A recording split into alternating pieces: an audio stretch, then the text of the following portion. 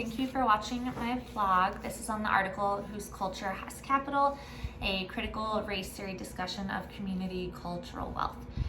This is by Tara Yoso, and I really liked this article because I think it is really helping me on my journey to fully understanding critical race theory. I know that that's quite a task, but I've really enjoyed looking at this because I just feel like it's genuinely educating me more on the things that I want to be educated more on.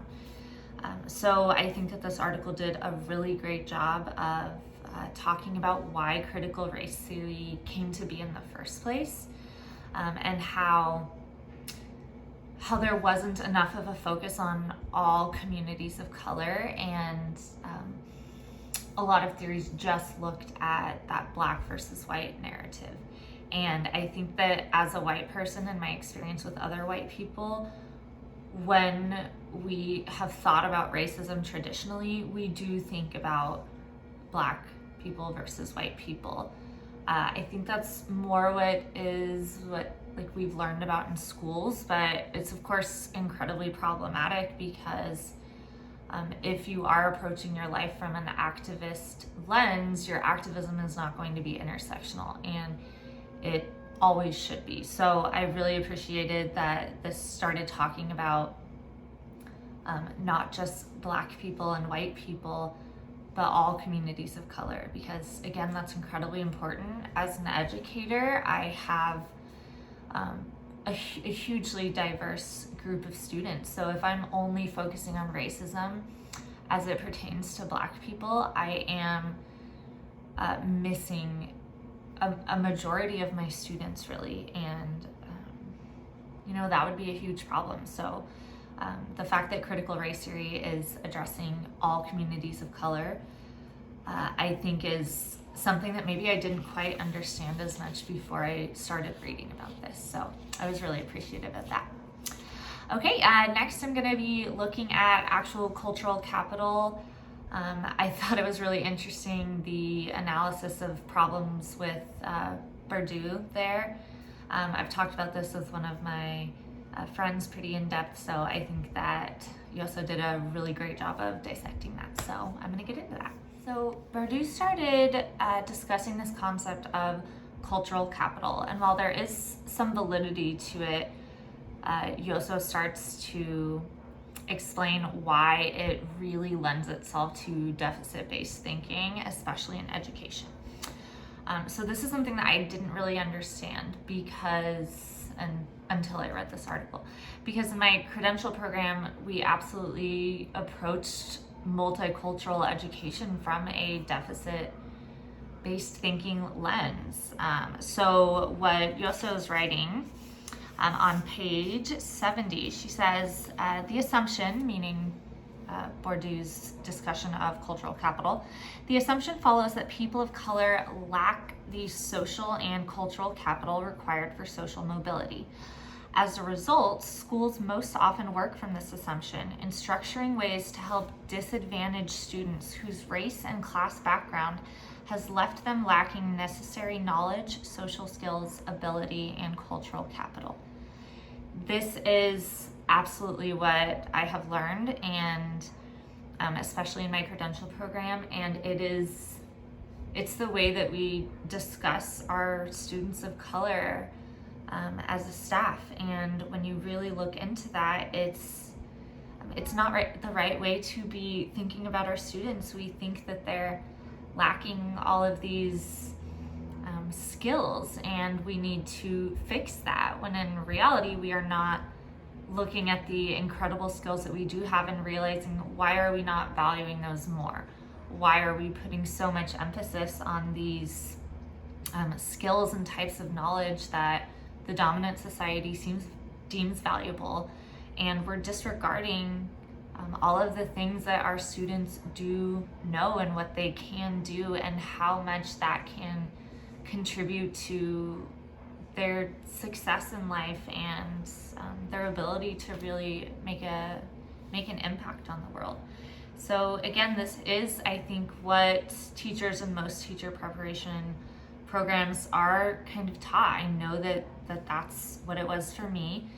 I think that also gives white teachers a bit of a white savior complex in saying these students are coming to me lacking things because they are disadvantaged, and it's my job to fix them, to help them. And while teachers should absolutely have the goal of helping their students, this is not the right way to approach it, and thinking that they are coming to us broken and that we can repair them if we instill the right type of knowledge, the right type of skills, the right type of just abilities and cultural capital in general.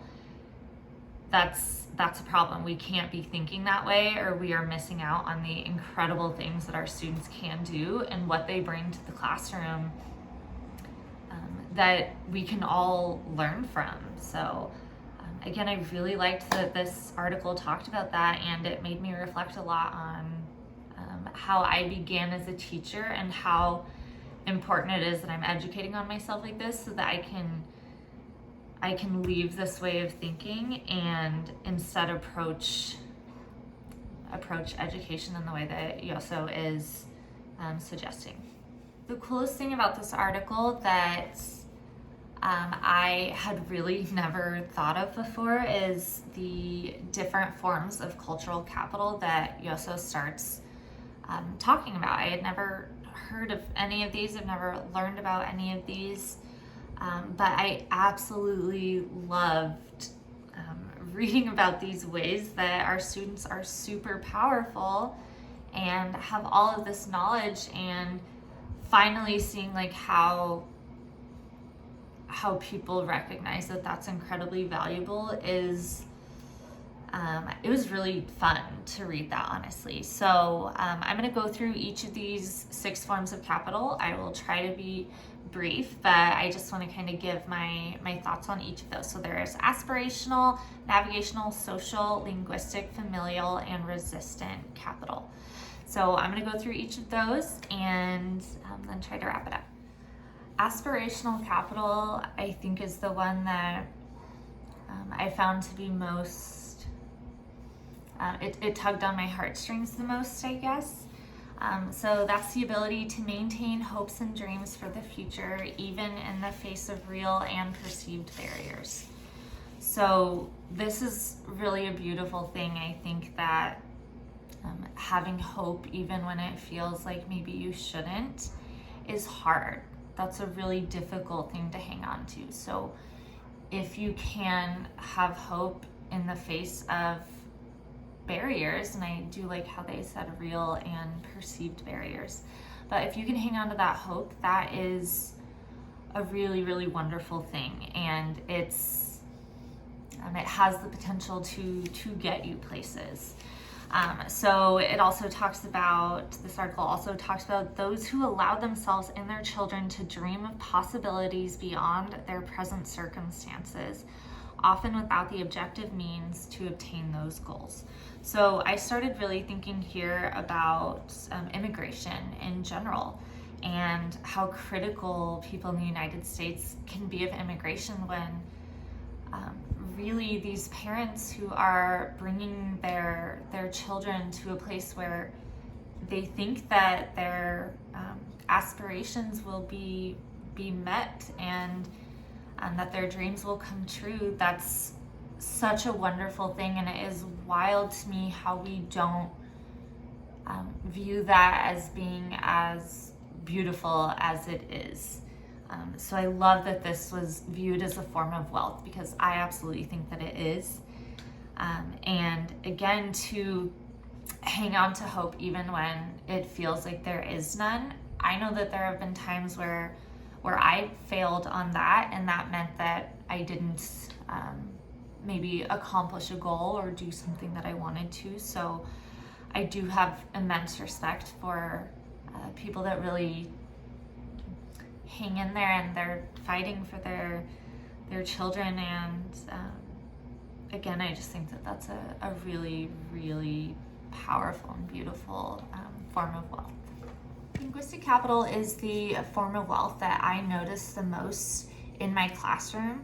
I have so many bilingual and multilingual students, and I've always really been able to appreciate how much of a skill that is.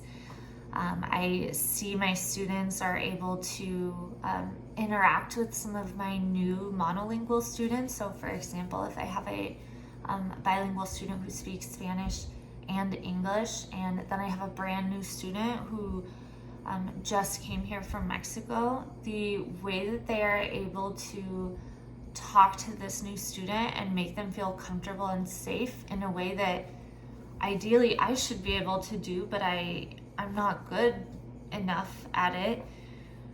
It's an incredible thing to notice, and I really, really, really loved that. There was a portion that talked about how many skills linguistic capital can represent. So, for example, multiple social tools of vocabulary, audience awareness, cross-cultural awareness, real-world literacy skills, math skills, metalinguistic skills, teaching and tutoring skills, civic and familial responsibility, and social maturity. I have watched students be other students' teachers without even being asked, and it blows my mind. And I've had a student that has called themselves stupid before because their grades weren't great and they had an IEP, but then to watch them effortlessly transition between Spanish and English and talk to other students and help them feel safe in a new environment, I just constantly had to tell them, you're brilliant. It's something that I really, really, really want my bilingual and multilingual students to understand. And my friend who's in a master's in public health program at UC Berkeley, one of her professors was just talking about how valuable it is when a family member or a loved one comes into a hospital with somebody who doesn't speak any English and helps translate between the doctor and the patient. And the professor was arguing that these people should be compensated because they're doing this incredible service and making sure that their loved one is aware of their own health and can consent to procedures. And yes, the doctor's knowledge is valuable and they went to med school and everything, but if they can't get that knowledge, if they can't impart that knowledge onto their patients, then that's a huge problem. So these people that are able to translate, even though they're coming in and doing this as a favor to their loved one, they should be compensated for that because they are doing the hospital a favor that is incredibly valuable. So that just kind of made me think of how that's an example of linguistic capital even outside of the school. Familial capital is, I wrote down my notes, I said that this is very sweet and incredibly valuable because I think it really helps people get through some difficult things. She said, isolation is minimized as families become connected with others around common issues and realize that they are not alone in dealing with their problems. And she also talked about familial capital dealing with not just immediate family, but extended family and also friends that start to become your family and that you regard as family. And that is a really, really wonderful form of wealth that can help people get past barriers. Again, those barriers can be real and perceived. Social capital kind of reminded me a little bit of familial capital, looking at that being a network of people and community resources. So when you have a community that is helping you get to where you want to go, the chances of your dreams coming true are that much greater. And I really liked, I highlighted that phrase, lifting as we climb. Again, I wish that people did not have to climb, but lifting is just a really wonderful concept there. Navigational capital, I had to read through this a couple times. This one made me feel a little bit sad that this is something that has to exist, but I also 100% understand how this is a skill. This is a strength in the world that currently exists. So the ability to maneuver through institutions that were not created with communities of color in mind, that is a skill, and that is a source of power. And again, I wish that it did not have to be that way, but in this reality that we all live in, that does end up being a strength, the ability to navigate through those institutions. Resistant capital, this is one that I thought was really, really powerful. So the knowledge and skills fostered through oppositional behavior that challenges inequality. I love to see my students be resistant.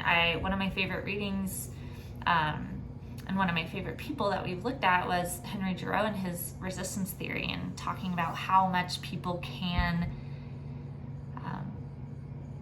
resist what's going on with the dominant society and get past some of that. And I really, really like that idea, because I do see my students as possessing that type of power as well.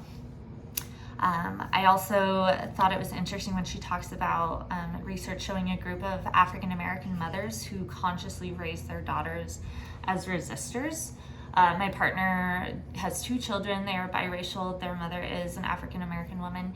And as much as there are things that my fiance and his ex-wife disagree on, we both know that she does an incredible job of helping raise Harlem as a resistor. Harlem is very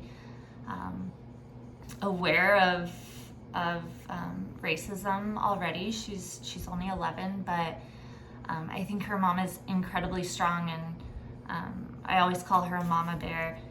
She's really strong when it comes to teaching Harlem to be a fighter, and I want to impart that on her as well. So does her father, but we are both white people. We don't have an understanding in the same way of what African American people, especially women, go through. So I just wanted to give credit where credit is due there, because I think that together they're both raising a really incredible daughter who I would absolutely describe as a resistor in all kinds of ways.